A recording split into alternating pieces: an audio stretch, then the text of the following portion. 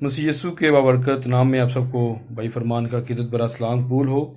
जैसा कि हमने रवायती वसीयत सच्चाइयाँ फ़रेब किताब को चैप्टर बाई चैप्टर पढ़ने का सिलसिला शुरू किया है, मेरा ईमान है कि इसको सुन के आपको बरकत मिल रही होगी। अगर आपको बरकत मिल रही है तो ज़रूर मेरे अजीज़ों इसे आगे शेयर करें, और अगर अभी तक आपने हमारे चैनल को सब्सक्राइब नहीं किया तो आप चैनल को सब्सक्राइब करें, बेल आइकन का बटन दबाएँ ताकि आपको हर ऑडियो वीडियो मसूल होती रहे। खुदावंद आपको बरकत दे।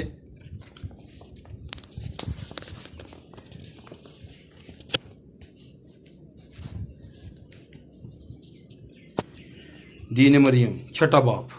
किताब मुक़द्दस की गवाही के मुताबिक सिर्फ खुदा ही ईमान और पस्तश का मुस्तहिक है। इसके अलावा अगर किसी और को इस मकसद के लिए सरबुलंद किया जाता है तो ये बदगुमानी और बुत परस्ती है। प्रोटेस्टेंट फ़िरका के माहिर इल्म इलाहात ने इस पर पहले ही बहुत मुदल्लल लिखा है, ताहम इनको बेहतर तौर पर समझने के लिए हम चंद बयानात का हवाला देंगे। दीन मरियम को चलाने का कोई जवाज़ नहीं। कलाम मुक़द्दस में इसके ज़हूर का कोई वादा नहीं किया गया। तकरीबन 1500 साल इसके ज़हूर के बगैर गुजर गए। हैरान कुन बात यह है कि इसके ज़हूर के किस्से पोलैंड, स्पेन और फ्रांस जैसे कैथोलिक ममालिक के अंदर ज़ेरे तहरीर लाए गए हैं। अगर निजात का दारोमदार मरियम पर ही है तो वो किसी प्रोटेस्टेंट मुल्क, मुस्लिम और बुत मत मुल्क में कहाँ इसका ज़हूर इन लोगों के लिए मददगार साबित होता, कभी ज़ाहिर नहीं हुई। इस बात की हर एक को तसल्ली होनी चाहिए कि जिस तरह पतरस, यूसुफ या और कोई ज़ाहिर नहीं हो सकता, इसी तरह मरियम भी कभी ज़ाहिर नहीं हो सकती। चूँकि लोग इसकी जस्तजू करते हैं इसलिए ये इनके दिमागी तसव्वुरात होते हैं। इस अमर में यह सवाल किया जा सकता है कि इन मकामात पर किसकी पूजा की जाती है, यीशु की या मरियम की? ये किस किस्म की रूह है जो यीशु को जलाल देने की बजाय मरियम को जलाल दे रही है? यकीनन ये रूह कुदस नहीं, ये फ़रेब देने वाली रूह है। पादरी ओ मार्क मन अपनी किताब दीन मरियम के अंदर शैतानियत में यूँ लिखते हैं कि मरियम के बारे में आरफाना दीन भी शैतानी असर की वजह से है। मरियम की ताज़ीम और तकरीम को पहली सदी के साथ मंसूब किया जा रहा है। इस देवी के मज़हब ने पहली सदी में ही मरियम के मज़हब में नशोनुमा पाई शुरू कर दी। खुदा की माँ कब से वजूद में आई है? ये कुलिया सरासर कलाम के ख़िलाफ़ है। वो खुदा की माँ ना थी बल्कि इसे सिर्फ हमारे खुदावंद और मुनज्जी यीशु मसीह को जन्म दिया। ये इफिसस का शहर था जिसमें भीड़ ने चिल्ला कर कहा, इफिसियों की इल्तमस बड़ी है। इमाल 19 बाब की 28 आयत। लेकिन अब ख़ास इबादतों के अंदर ये गाया जाता है कि मरियम बड़ी है। एक की अहमियत को कम करना और दूसरी को बढ़ाना बड़ा आसान काम था। सिर्फ 5वीं सदी से दीन मरियम ने अपना रास्ता इख्तियार करना शुरू किया। इसके बारे में आर्थर यूज लिखते हैं कि तवारीख नज़रिए की हैसियत से मरियम की पूजा इंसानी तबाही की तस्वीर पेश करती है। ये बच्चगाना ख्यालात की कहानी, गुस्ताखाना गलत बयानी, तोड़ मोड़ और तफसीर जहनी ख्यालात और ऐसा जोड़ तोड़ है जो इंसानी कमज़ोरी और ज़रूरत में से उछल कर निकल रहा है, जिसे शूट यानी यीशु की सोसाइटी की चालाकी की कलीसियाई ताकत के ज़रिए तरतीब देगी है। ये एक ड्रामा है जो फ़िल वक्त एक ही वक्त रोने और हंसने का किरदार पेश कर रहा है। दर हकीकत ये अलहुयत के साथ तंज मज़ा है। मुबारक है तू मरियम से लेकर उसके आसमान पर ज़िंदा उठाए जाने का नज़रिया खिलाफ कलाम है। इसलिए ये झूठी अख्तरा जो करीबन 1600 साल कबल रोमन कलीसिया के अंदर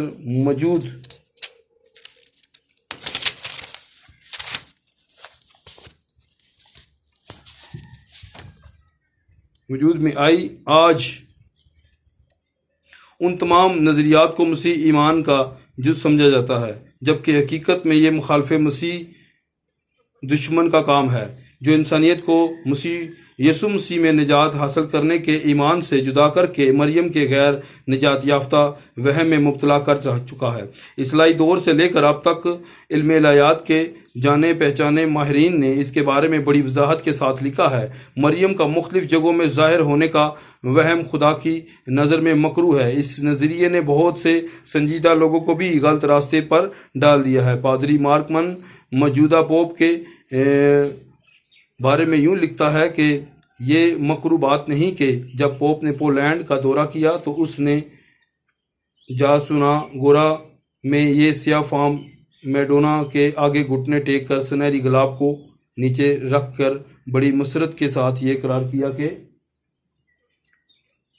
ٹوسٹ ٹوم، جس کا مطلب ہے مکمل طور پر تیرا۔ اس نے اپنی تمام زندگی کے لیے مریم سے دعا کرنے کے لیے ٹوٹ ٹوم کے الفاظ کو استعمال کرنا ایک رہنما اصول بنا رکھا۔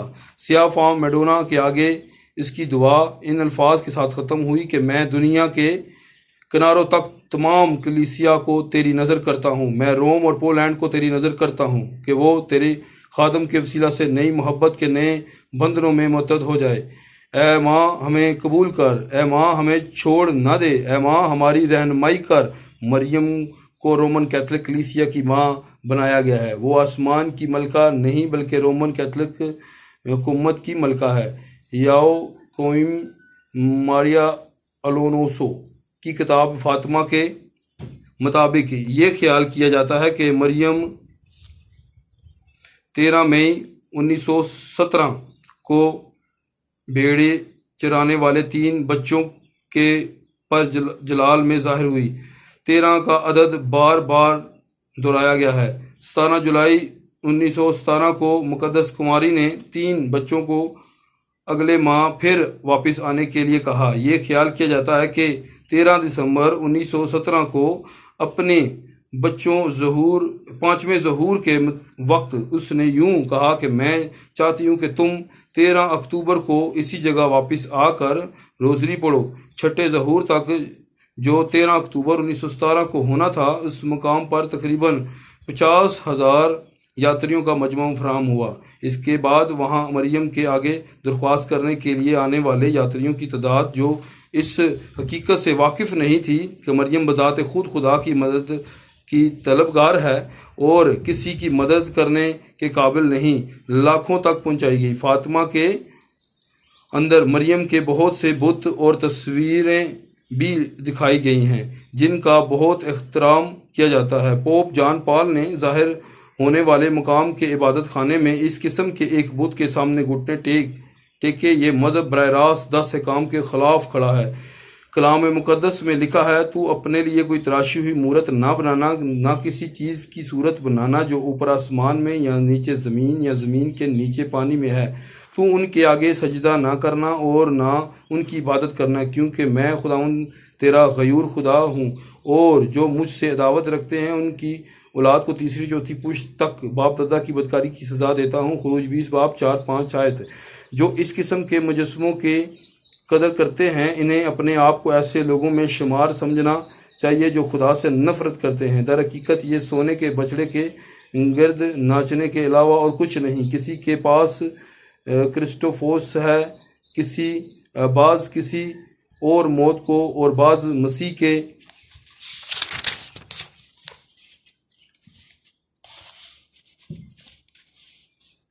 مجسموں کو جو انسان کے ہاتھوں سے بنے ہیں اٹھائے پھرتے ہیں۔ یہ بات مجھے وہ گفتگو یاد دلاتی ہے جو ہم نے بعض مہمانوں کے ساتھ کی۔ ہم ایمان کی بات کر رہے تھے۔ میں نے پوچھا کہ کیا کسی کا یسوع مسیح کے ساتھ ذاتی رشتہ ہے؟ فوراً ایک خاتون نے جواب دیا کہ میں نے یسوع کو بیچ دیا ہے۔ یہ سن کر ہم سب ایک لمحہ کے لیے حیران ہو گئے۔ اس نے بیان کیا کہ وہ قدیم چیزوں کو بیچنے کا کاروبار کرتی ہے اور اس نے کسی گرجے میں یسوع کے مجسمے کو 1 مارک اور 25 فینک میں بیچ دیا ہے۔ اس وقت دنیا میں اس قسم کے مجسمے لاکھوں کی تعداد میں موجود ہیں جو سب کے سب خدا کے سامنے مکروہ ہیں۔ اس نے اپنی پاکیزگی میں اعلان کرتے ہوئے ان سب کو عدالت میں لانے کا اعلان کیا ہے۔ کلام مقدس میں یوں لکھا ہے کہ لعنت اس آدمی پر جو کاریگری کی صنعت کی طرح کھودی ہوئی یا ڈالی ہوئی مورت بنا کر جو خداوند کے نزدیک مکروہ ہے اس کو کسی پوشیدہ جگہ نصب کرے، اور سب لوگ جواب دیں اور کہیں آمین۔ استثنا 27 باب کی 15 آیت۔ لوگ اپنے پناہ کے لیے اس کے پاس نہیں جاتے جو ان کی مدد کر سکتا ہے، بلکہ گڑی ہوئی چیزوں سے امداد حاصل کرنے کے خواہاں ہیں۔ یوں وہ خدا کی بے عزتی کرتے اور اس کو ناراض کرتے ہیں۔ جب خداوند یسوع سے پہلے حکم کے بارے میں پوچھا گیا تو اس نے جواب دیا کہ اول یہ ہے کہ اے اسرائیل سن، خداوند ہمارا خدا ایک ہی خداوند ہے۔ تو خداوند اپنے خدا سے سارے دل اپنی ساری جان اور اپنی ساری عقل اور اپنی ساری طاقت سے محبت رکھ۔ مرقس 12 باب کی 29-30 ہے۔ یقیناً یہاں نہ مریم کے لیے گنجائش ہے، نہ مقدسین یا کسی اور مجسمے کے لیے۔ کیا مریم انسان ہونے کی حیثیت سے کائنات کا علم رکھے بغیر ساری دنیا کے کروڑوں لوگوں کی دعائیں کو سن سکتی ہے؟ کیا مریم ہر جگہ حاضر اور ناظر ہونے کی صلاحیت کے بغیر آسمان اور زمین اور برزخ میں ہو سکتی ہے؟ صرف خدا ہی ہر جگہ حاضر و ناظر۔ تمام زیارت گاہیں خواہ وہ کسی بھی ملک میں ہوں خدا کے نزدیک مکروہ ہیں، اس لیے وہ قابل مذمت ہے۔ خدا یوں فرماتا ہے، کیونکہ خداوند اسرائیل کے گھرانے سے یوں فرماتا ہے کہ تم میرے طالب اور زندہ ہو، لیکن بیتل کے طالب نہ ہو، اور جلجال میں خود داخل نہ ہو، اور بیرشبہ کو نہ جاؤ، کیونکہ جلجال اسیری میں جائے گا اور بیتل ناچیز ہوگا۔ تم خداوند کے طالب ہو اور زندہ رہو۔ آموس 5 باب کی 4 سے 6 آیت۔ آج وہ یوں کہے گا کہ خداوند یوں فرماتا ہے کہ تم میرے طالب ہو اور زندہ رہو۔ لورڈس اور فاطمہ میں داخل نہ ہو اور نہ ہی اتھوٹنگ وغیرہ میں داخل ہو، بلکہ اے انتہائی زمین کے سب لوگوں ہمیشہ کی زندگی پانے کے لیے میرے پاس آؤ۔ چونکہ خدا ہر جگہ حاضر و ناظر ہے، اس لیے اس سے جو کوئی بھی ڈھونڈے گا اور جہاں سے پکارے گا اس کی سنے گا۔ ویٹور یوموسوری نے جرمن کارڈینل جوزف رات سنگر کے بارے میں یوں لکھا ہے کہ موجودہ پوپ جان پال دوئم نے زخمی ہونے کے بعد 13 مئی کو مریم کے ظہور کی سالگرہ کے وقت پر پرتگالی گاؤں میں فاطمہ کی زیارت کرتے وقت مریم کا شکریہ ادا کیا، جس کے ہاتھ نے پستول کی گولی کی عجیب طریقے سے رہنمائی کی۔ اس کارڈینل رات سنگر نے اعلان کیا کہ کلیسیا نے مذہبی عقیدے کا اس طرح دعویٰ کیا ہے کہ پہلے مسلسل کنوارا پن اور خدا کی مادریت، خدا کی ماں بننا، پھر ایک لمبی بلوغیت اور ظہور کے بعد اصلی گناہ کا اخراج اور مریم کا بدن میں آسمانی جلال میں استقبال۔ اس کے بعد ہم ایک غیر معتبر جملہ پڑھتے ہیں کہ یہ عقائد مسیح پر اصلی ایمان کی حفاظت کرتے ہیں۔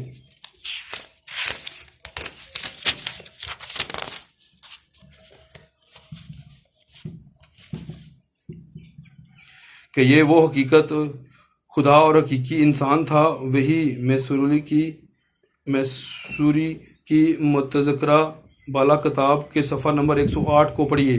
اس بات کو بغیر وضاحت کے نہیں چھوڑا جا سکتا۔ 4 عقیدوں کی بنیاد پر باقی عقیدوں کی طرح بائبل پر نہیں۔ کونسل کے اندر کلام کی سچائیوں کو پیش نظر نہیں رکھا گیا اور نہ ہی ان پر رائے حاصل کر کے ان کو وجود میں لایا گیا ہے، بلکہ ان کو اس طرح ماننا اور سکھانا چاہیے جیسے انہیں خدا کے بلائے ہوئے لوگوں نے خدا کے نام سے مشتق کیا تھا۔ تمام فیصلوں کے ساتھ مسٹر رات سنگر کو اپنے کہے ہوئے الفاظ کا سامنا کرنا ہوگا۔ حقیقت میں یہ بات بذات خود قابل فہم ہے کہ سچائی کو ووٹوں اور اظہار خیالات کے ذریعے خواہ درست ہو یا نہ تخلیق نہیں کیا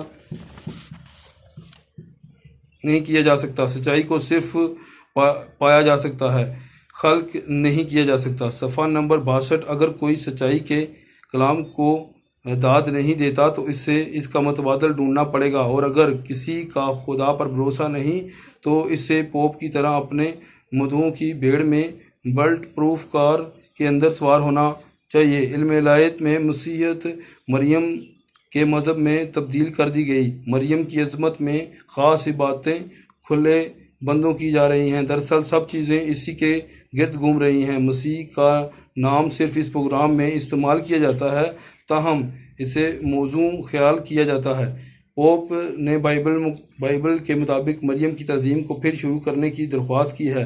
تثلیثی فرمولے اور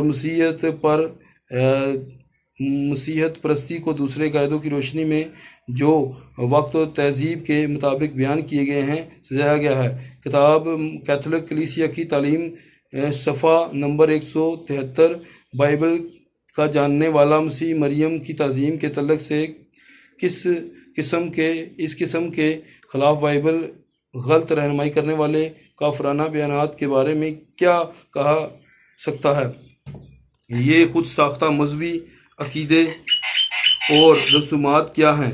کیا وہ درست ہیں یا نہیں؟ کیا یہ جس طرح کارڈینل رات سنگر نے کہا کہ ایک لمبے عرصے کی بلوغیت اور ظہور کے بعد گویا اصلی سچائی نہ تھی بلکہ ان کو تیار کیا گیا تھا، گزرے سال اس بات کی توثیق کرتے ہوئے کہ جہاں کہیں سچائی ہے اس کو پانے کی ضرورت ہے۔ یہ بات یقینی ہے، وہ صرف خدا کے کلام کے علاوہ اور کہیں نہیں۔ بائبل کو ماننے والے مسیحی جو زندہ خدا کی کلیسیا کے ساتھ تعلق رکھتے ہیں، رسولوں اور نبیوں کی نیو پر جسے کے کونے کے سرے کا پتھر خود مسیح یسوع ہے تعمیر کیے گئے ہیں۔ افسیوں 2:20 آیت۔ جو کچھ پاپاؤں نے تیار کیا ہے وہ خدا کے کلام کے ساتھ نہیں ملتا، اس لیے وہ رسولی نہیں ہے۔ پطرس، یعقوب اور یوحنا پالوس نے مریم کے بارے میں کیوں نہ سوچا، خصوصاً اس وقت جب ہر چیز بھی تازہ ہی تھی؟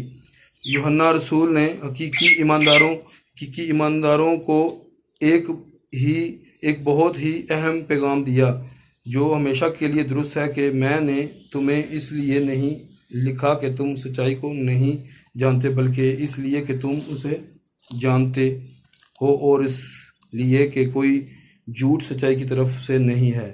پہلا یوحنا 2:21۔ جن عقیدوں کا دعویٰ کیا جاتا ہے ان میں سے ایک بھی سچائی کے ساتھ تعلق نہیں رکھتا۔ وہ تمام عقیدے مختلف ذرائع سے ابھرے ہیں۔ اب ہم ان سالوں کا حوالہ دیں گے جن میں بعض باتوں کو ایجاد کیا گیا وہ ابتدائی مسیحیت کے اندر موجود نہ تھیں۔ 310 میں صلیب کا نشان شروع ہوا۔ 320 میں مومبتیوں کو متعارف کروایا گیا۔ یہ سن ہے جو میں بیان کر رہا ہوں۔ 375 سن فرشتوں اور مرے ہوئے مقدسوں کی عزت و تعظیم شروع ہوئی۔ 394 مریم کی پرستش کو ایجاد کیا گیا۔ 500 سن خادموں نے لوگوں سے مختلف لباس پہننا شروع کیا۔ 600 پوپ گریگری نے گرجوں کے اندر عبادت اور دعا کے لیے لاطینی زبان کے استعمال کو شروع کیا۔ ان میں سے ایک دعا مریم اور مرے ہوئے مقدسین کے لیے مخصوص ہے۔ 650 مریم کی عید منائی جانے لگی۔ 709 پوپ کے پاؤں کو چومنا شروع کیا گیا۔ 750 پوپ کو دنیاوی اقتدار سونپا گیا۔ 788 مریم اور مردہ مقدسوں کی پرستش شروع کی گئی۔ صلیب، بتوں اور یادگاروں کی پرستش کو ایجاد کیا گیا۔ 850 پاک پانی میں ایک چٹکی نمک ملا کر اس پر گھنٹی کے ساتھ فادر صاحب کی برکت، کتاب اور موم بتی کو ایجاد کیا گیا۔ مریم کے شوہر مقدس یوسف کی پرستش شروع کی گئی۔ گھنٹیوں کو بپتسمہ دینے کا کام شروع ہوا۔ 965 میں 890 میں مریم کے شوہر مقدس یوسف کی پرستش شروع کی گئی۔ 995 پوپ جان پنجم نے سب سے پہلے مرے ہوئے مقدسین کے نام مذہبی کتاب میں درج کرنے کی ہدایت کی۔ 998 جمعے اور ایسٹر سے 40 روزے قبل رکھنے کی بنیاد ڈالی گئی۔ 1079 کائنوں کو کمارہ رہنے کا حکم جاری کیا گیا۔ 1090 روزری یعنی تسبیح کو متعارف کرایا گیا۔ 1100 پاک عشاء نے قربانی کی صورت اختیار کر لی اور اس میں شامل ہونا لازمی قرار دیا گیا۔ 1184 مذہب کے مسلمہ عقائد کے خلاف نظریہ ڈالنے والوں کے خلاف تحقیق کرنے کا فیصلہ کیا گیا۔ 1190 معافی ناموں کی فروخت شروع ہوئی۔ 1200 عشاء ربانی کے لیے روٹی کی جگہ ایک باریک بسکٹ استعمال ہونے لگا۔ 1215 پاک عشاء کی روٹی اور مے کا یسوع مسیح کے بدن اور خون میں تبدیل ہونے کا عقیدہ رائج کیا گیا اور کم از کم سال میں ایک بار کاہنوں کے آگے اپنے گناہوں کا اقرار کرنے کے لیے مجبور کیا گیا۔ 1220 عشاء ربانی کے لسٹ کے احترام کا نظام رائج کیا گیا۔ 1227 ہاتھ کی گھنٹی جو عشاء ربانی کے وقت جا کر لوگوں کو آگاہ کیا جاتا ہے کہ اب بہت جلد لسٹ مسیح کے بدن میں تبدیل ہو جائے گا، متعارف کرائی گئی۔ 1229 عام لوگوں کے لیے بائبل کا مطالعہ ممنوع قرار دے دیا گیا۔ 1245 کا ڈینیل کو، جو پوپ سے دوسرے نمبر پر ہوتا ہے، سرخ ٹوپی پہننے کا حکم جاری ہوا۔ 1264 مسیح کے بدن کی عید منائی جانے لگی۔ 1414 پاک عشاء کو ایک ہی جنس قرار دے کر عام لوگوں کے لیے پیالے میں شرک ہونے کی ممانعت۔ 1439 روحوں کے پاک صاف ہونے کی جگہ کی تعلیم رائج ہوئی۔ 1478 اسپین میں سرکاری طور پر عدالتی تحقیق کا قانون نافذ ہوا۔ 1545 بائبل کے برابر اختیار رکھنے کی رسم کا اعلان کیا گیا۔ 1546 غیر مسلم کتابوں کو بائبل میں شامل کر دیا گیا۔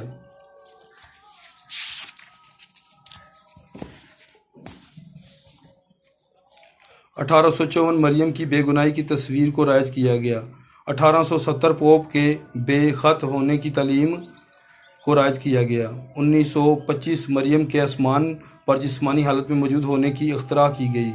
1950 استقبال کنواری مریم کا عقیدہ قائم ہوا۔ یہ سب ایل جے کنگ کی کتاب میں موجود کتاب موت کے گھر صفحہ نمبر 117 تا 122 میں دیکھیں۔ ہر باشعور شخص کئی سال گزر جانے کے بعد ان باتوں کو ایجاد کرنے کا مطلب دریافت کرنے کی بات کرے گا۔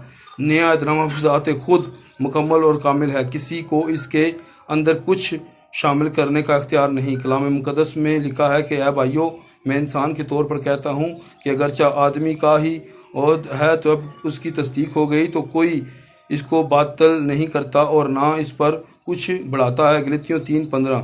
اگر کوئی اپنی آخری وصیت لکھتا ہے تو اس کو تبدیل نہیں کیا جا سکتا، لیکن خدا کی وضع مرضی نئے عہد نامہ کے اندر انسان نے ایمان کی دفعات کو جو اصلی نئے عہد نامہ کے اندر موجود نہیں شامل کر کے تبدیل کرنے کی کوشش کی ہے۔ مندرجہ ذیل تنبیہ کے بعد اس کا واجب احترام کہاں ہے؟